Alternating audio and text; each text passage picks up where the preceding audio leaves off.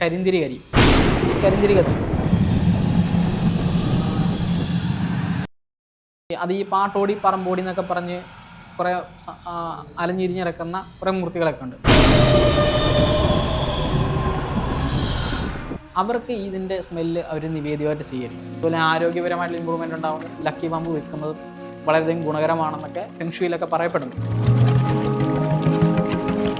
നമ്മൾ രാവിലെ എഴുന്നേറ്റ് കഴിഞ്ഞ് കഴിഞ്ഞാൽ ആദ്യം ചെയ്യേണ്ടത് തന്നെ എല്ലാവരും ചെയ്യുന്ന ആദ്യമേ പോയി മെയിൻ ഡോർ തുറക്കുകയാണ് ചെയ്യുന്നത്. അത് കൂടുതൽ ധനം നമ്മളിലേക്ക് കൊണ്ടുവരാനും ഐശ്വര്യങ്ങൾ കൂടുതൽ കൊണ്ടുവരാനും കാരണമാണ്.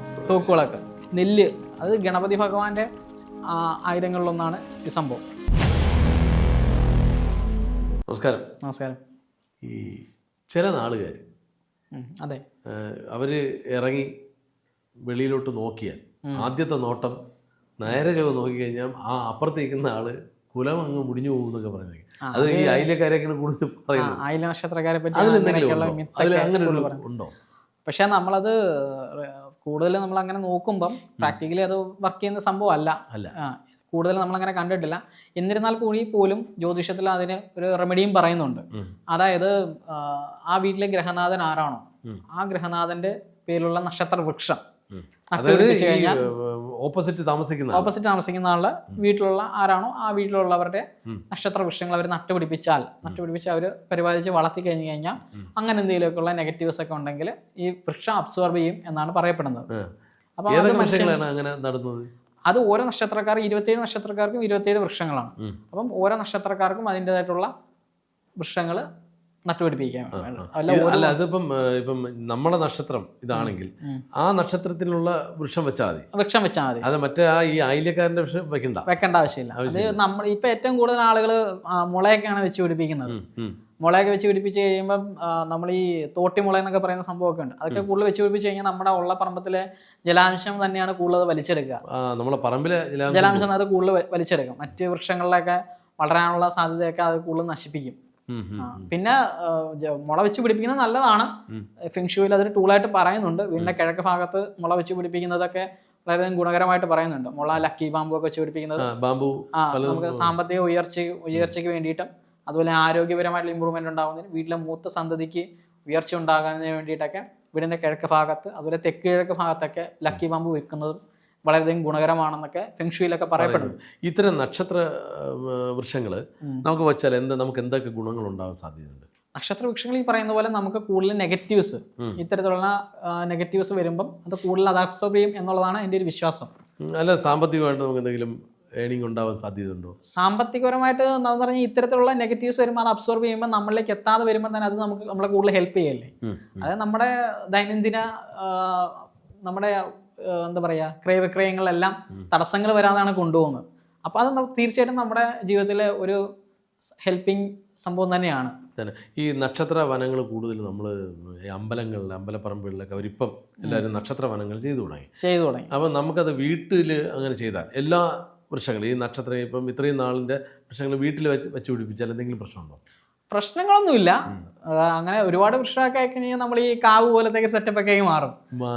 അതില്ലെങ്കിൽ അത്രയും സ്പേസ് വേണം. അത്രയും പുരയിടമൊക്കെ ഉള്ളവരാണെങ്കിൽ കുഴപ്പമൊന്നുമില്ല, നല്ലതാണ്. നക്ഷത്രവനം വീട്ടില് പരിസരത്തൊക്കെ വെക്കുന്നത് നല്ലതാണ്. വെക്കുന്നതുകൊണ്ട് ദോഷങ്ങളൊന്നുമില്ല. നമ്മുടെ വീട്ടിൽ തന്നെ ഇപ്പൊ 4-5 പേരുണ്ടെങ്കിൽ അവരുടെ എല്ലാം പേരിൽ നക്ഷത്ര വൃക്ഷങ്ങൾ വെക്കുന്നത് ഗുണകരം തന്നെയാണ്. ലൈഫിനൊക്കെ ഒരു സന്തോഷമാണ്, ഒരു പോസിറ്റിവിറ്റി അത് ക്രിയേറ്റ് ചെയ്യും. തീർച്ചയായിട്ടും. ഈ ഫെങ്ഷുയിലാണ് കൂടുതൽ ഇത്തരം വൃക്ഷങ്ങളെ ഒരു സപ്പോർട്ട് ചെയ്യുന്നത്, കൂടുതൽ പ്രൊമോട്ട് ചെയ്യുന്നത്. വീടിനകത്ത് ഈ ബോൺസായി പോലുള്ള വൃക്ഷങ്ങൾ വെക്കാതിരിക്കുക. പിന്നെ അതുപോലെ നമ്മുടെ ബെഡ്റൂമിനകത്ത് ഈ പറയുന്ന വൃക്ഷങ്ങൾ, അതായത് ചെറിയ ചെറിയ പ്ലാന്റുകളൊന്നും വെക്കാതിരിക്കുക. ലക്കി ബാമ്പു അങ്ങനെയുള്ള സംഭവങ്ങളൊന്നും നമ്മുടെ ബെഡ്റൂമിനകത്ത് വെക്കാതിരിക്കുക. കൂടുതലും ഇത്തരത്തിലുള്ള ടൂൾസുകളെല്ലാം ഉപയോഗിക്കുന്നത് അതായത് നമ്മുടെ അക്വേറിയം, പിന്നെ അതുപോലെ ഈ പറയുന്ന ലക്കി ബാമ്പു ഇങ്ങനെയുള്ള സംഭവങ്ങളെല്ലാം ഉപയോഗിക്കുന്ന ഹോളിലാണ് അക്വേറിയമുള്ള സാധനങ്ങളൊക്കെ. അപ്പം ഇത് ബെഡ്റൂമിലേക്ക് കൊണ്ടുപോകാതിരിക്കുന്നതാണ് ഏറ്റവും നല്ലത്. അതങ്ങനെയാണ് ഫെങ്ഷുയിൽ പറയുന്നത്. ഈ വീട്ടില് ഇപ്പൊ സമാധാനവും സന്തോഷമൊക്കെ വരണമെന്നുണ്ടെങ്കിൽ ധനം തന്നെ വേണം. അതെ, തീർച്ചയായിട്ടും. എല്ലാവരുടെയും അടിസ്ഥാന പ്രശ്നം അത് തന്നെയാണ്. വന്നു കഴിഞ്ഞാൽ സ്വാഭാവികമായിട്ട് കുറെ പ്രശ്നങ്ങൾ ഒഴിവായി കിട്ടും, മാനസികമായിട്ടുള്ള പ്രശ്നങ്ങളൊക്കെ ഒഴിവായി കിട്ടും. അതിന് നമ്മൾ എന്ത് ചെയ്യണം? അതിന് ഈ പറയുന്ന പോലെ നമുക്ക് കുറച്ച് ഫെങ്ഷു ടൂൾസൊക്കെ ഉപയോഗിക്കാവുന്നതേ ഉള്ളൂ. അതായത് നമ്മുടെ വീടിൻ്റെ വാസ്തു ഒരു മെജോറിറ്റി പാർട്ടാണെന്ന് ഞാൻ മുമ്പത്തെ ഒരു എപ്പിസോഡിൽ ഞാൻ പറഞ്ഞിട്ടുണ്ട്.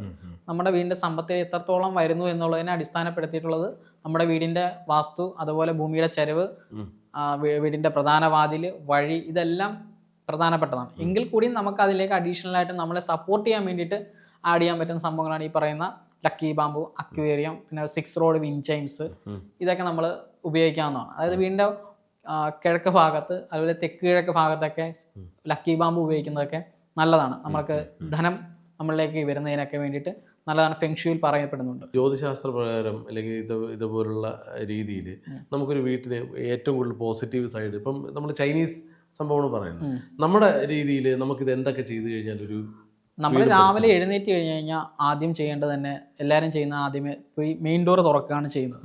പക്ഷെ നമ്മൾ ഏറ്റവും കൂടുതൽ ഇമ്പോർട്ടൻ്റ് കൊടുക്കേണ്ടത് രാവിലെ എഴുന്നേറ്റ് പോയിട്ട് വടക്ക് കിഴക്ക് ഭാഗത്തുള്ള ജനാലയാണ് ആദ്യം തുറക്കേണ്ടത്.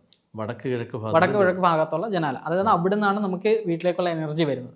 അവിടുന്ന് വരുന്ന എനർജിയാണ് നമ്മുടെ വീട്ടിൽ ഫുള്ളുകൾ പ്രൊട്ടക്റ്റ് ചെയ്ത് കന്നിമൂല ഭാഗത്തു നിന്ന് സ്റ്റോർ ആവുന്നത്. അപ്പം വടക്ക് കിഴക്ക് ഭാഗത്ത് ഇപ്പം മെയിൻ ഡോർ ഉള്ളവരാണെങ്കിൽ കുഴപ്പമില്ല, മെയിൻ ഡോർ തുറക്കുന്നതുകൊണ്ട് കുഴപ്പമില്ല. പക്ഷേ ഇപ്പോൾ പടിഞ്ഞാറ് ഭാഗത്താണ് മെയിൻ ഡോർ എന്ന് വിചാരിക്കുക, അല്ലെങ്കിൽ തെക്കോട്ടോ അല്ലെങ്കിൽ വടക്കോട്ടോ അഭിമുഖമായിട്ടുള്ള വീടാണെന്ന് വിചാരിക്കുക. അപ്പം അവർ ആദ്യമേ പോയിട്ട് വടക്ക് കിഴക്ക് ഭാഗത്തുള്ള ജനാല തുറന്നിടുക. തുറന്നിട്ടതിന് ശേഷം ബാക്കിയുള്ള ജനാലകൾ, മെയിൻ ഡോറുകളൊക്കെ തുറക്കുന്നതാണ് ഏറ്റവും നല്ലത്. അപ്പം ഈ ഒരു എയർ സർക്കുലേഷൻ വരുന്നതുകൊണ്ട് തന്നെ അവർക്ക് കൂടുതൽ പോസിറ്റീവ് എപ്പോഴും ഉണ്ടാവും. അതുപോലെ നമ്മുടെ വീടുകളിലൊക്കെ നെഗറ്റീവ്സ് വരുമ്പോഴാണ് കൂടുതൽ ഈ മാറാല ഇങ്ങനെയൊക്കെയുള്ള സംഭവങ്ങളൊക്കെ കൂടുതൽ കയറുന്നത്. അപ്പം എപ്പോഴും ഇത് മാറാലൊന്നും കയറാതെ നമ്മൾ അടിച്ച് വൃത്തിയാക്കി നീറ്റ് ആൻഡ് ക്ലീൻ ആക്കി ഇടുന്നത് വളരെയധികം ഗുണകരമാണ്. ഈ വിളക്ക് കത്തിക്കുന്നതിലും വിളക്ക് കത്തിക്കുന്നതെന്ന് പറഞ്ഞാൽ നമ്മൾ കൂടുതൽ ധനാകർഷണത്തിന് അല്ലെങ്കിൽ നമ്മുടെ കൂടുതൽ ഐശ്വര്യത്തിന് വേണ്ടിയിട്ട് പണ്ട് കാലത്ത് വീടിൻ്റെ ഫ്രണ്ടിലൊക്കെ സിറ്റ് ഔട്ടിലൊക്കെ തൂക്കുവിളക്ക് വിടുമായിരുന്നു. അത് കൂടുതൽ ധനം നമ്മളിലേക്ക് കൊണ്ടുവരാനും ഐശ്വര്യങ്ങൾ കൂടുതൽ കൊണ്ടുവരാനും കാരണമാകും. തൂക്കുവിളക്ക് നമ്മുടെ വീട്ടിൽ ഒരു തൂക്കുവിളക്ക്, അതായത് വീടിൻ്റെ ദർശനം എങ്ങോട്ടാണോ അവിടേക്ക് ഒരു തിരിയിട്ട് ഒരു തൂക്കുവിളക്ക് ഇടുക. അത് നമ്മൾ കൂടുതൽ ഐശ്വര്യം നമുക്ക് കൊണ്ടുവരും. പണ്ടൊക്കെ ആണെങ്കിൽ തുളസിത്തറയൊക്കെ ഉണ്ടായിരുന്നു വീടിൻ്റെ മുറ്റത്ത്. ഇപ്പൊ പക്ഷേ ഫ്ലാറ്റ് അങ്ങനെയുള്ള സംവിധാനം വരുമ്പോൾ ഇല്ല. അത് വയ്ക്കുന്നതുകൊണ്ട് ഗുണങ്ങൾ എന്താണ്, ദോഷങ്ങൾ എന്താണ്? തുളസിത്തറയ്ക്ക് ഒരു സമചരത്തിലുള്ള ഇതാണ് പറയുന്നത്. അപ്പം പലതരത്തിലുള്ള പൂർവികന്മാർ പല രീതിയിലും അത് ഈ കൂടുതലും തറവാടുകളിലൊക്കെയാണ് അത് കണ്ടുവന്നിട്ടുള്ളത്. അതുപോലെ തന്നെ ഈ മുല്ലത്തറ, അസ്ഥിത്തറ ഇങ്ങനെയൊക്കെയുള്ള പോർഷനിലായിട്ട് ചെയ്തു വന്നിട്ടുള്ള സംഭവങ്ങളാണ്. അപ്പോൾ അത് ഇന്നത്തെ കാലത്ത് നമ്മൾ കൂടുതൽ പ്രാധാന്യം കൽപ്പിക്കുന്നില്ല. പണ്ട് കാലത്ത് അവരങ്ങനെ ചെയ്തു പോരുന്നിരുന്നു. കൃഷ്ണ ഭഗവാന്റെ ഭക്തകൾ എല്ലാം രാവിലെ കുളിച്ച് ശുദ്ധിയായിട്ട് അതിൽ ചെന്ന് ഒരു വിളക്ക് വെച്ചു, അതുപോലെ ആ തുളസിക്കതിരി പറിച്ച് മുടിയിൽ ചൂടുന്നു എന്നുള്ളത് അവരുടെ റൊട്ടീൻ്റെ ഭാഗമായിരുന്നു. അതുപോലെ തന്നെയാണ് നമ്മുടെ ഈ പല പഴയ തറവാട് വീടുകളുടെയും മുന്നിൽ നെല്ലിങ്ങനെ അടുക്കായിട്ട് ഇങ്ങനെ കെട്ടിത്തൂക്കി റൗണ്ടിൽ കെട്ടിത്തൂക്കി ഇടുന്ന ഒരു സംഭവമാണ്. അത് ഗണപതി ഭഗവാന്റെ ആയുധങ്ങളിലൊന്നാണ് ഈ സംഭവം, ഈ നെല്ലെന്ന് പറയുന്നത്. അപ്പോൾ അതുകൊണ്ടാണ് ഇത് വീടിൻ്റെ സിറ്റ് ഔട്ടിൽ ഉമ്മർത്ത് നമ്മുടെ ഈ തൂക്കുവിളക്കൊക്കെ കൊളുത്തുന്നതിൻ്റെ അടുത്തായിട്ട് തന്നെ വെളിയിൽ കെട്ടിത്തൂക്കി ഇടാറുള്ളത്. നമ്മൾ കൊട്ടാരക്കര ഗണപതി ക്ഷേത്രത്തിലൊക്കെ ചെന്ന് കഴിഞ്ഞാൽ കൂടുതൽ ഇത് വിൽക്കാൻ അവിടെ ഉണ്ടാവും. അപ്പോൾ ഇത് വാങ്ങിച്ച് നമ്മുടെ വീടിൻ്റെ ഫ്രണ്ടിലൊക്കെ കെട്ടിത്തൂക്കുന്നതൊക്കെ വളരെയധികം ഗുണകരമാണ്. നെഗറ്റീവ്സ് നമ്മളുടെ വീട്ടിലേക്കൊക്കെ വരുന്നത് അവോയ്ഡ് ചെയ്യാൻ വേണ്ടിയിട്ട് കൂടുതൽ ഗുണകരം ചെയ്യും. ഈ തുളസിത്തറയിൽ നമ്മൾ ഇങ്ങനെ വിളക്ക് വയ്ക്കുമല്ലോ, ഈ സാധാരണ എവിടെയെങ്കിലുമൊക്കെ വിളക്ക് കത്തിച്ച് കഴിഞ്ഞാൽ ചില എനർജികൾ കയറി അതിനകത്ത് ഇരിക്കാൻ സാധ്യതയുണ്ടെന്ന് ഞാൻ പറഞ്ഞു കേട്ടിട്ടുണ്ട്. അപ്പം നമുക്ക് ഒന്നും അറിഞ്ഞൂടാ, മന്ത്രം അറിഞ്ഞൂടാ, തന്ത്രം അറിഞ്ഞൂടാ, ഒന്നും അറിയാം. പക്ഷെ നമ്മളവിടെ സ്ഥിരമായി വിളക്ക് കത്തിക്കുക, നമ്മൾ എന്തെങ്കിലും സങ്കല്പിച്ചായിരിക്കും വയ്ക്കുന്നത്. ഇത് കാലങ്ങളായിട്ട് മാറുമ്പോഴത്തേക്കും അവിടെ ഏതെങ്കിലും ശക്തികൾ, ദുർമൂർത്തികൾ വരാനോ അല്ലെങ്കിൽ എന്തെങ്കിലും ഒരു ശക്തി വന്നു കഴിഞ്ഞാൽ പിന്നെ അവിടെ അമ്പലമാക്കേണ്ട അവസ്ഥയൊക്കെ വരുമോ?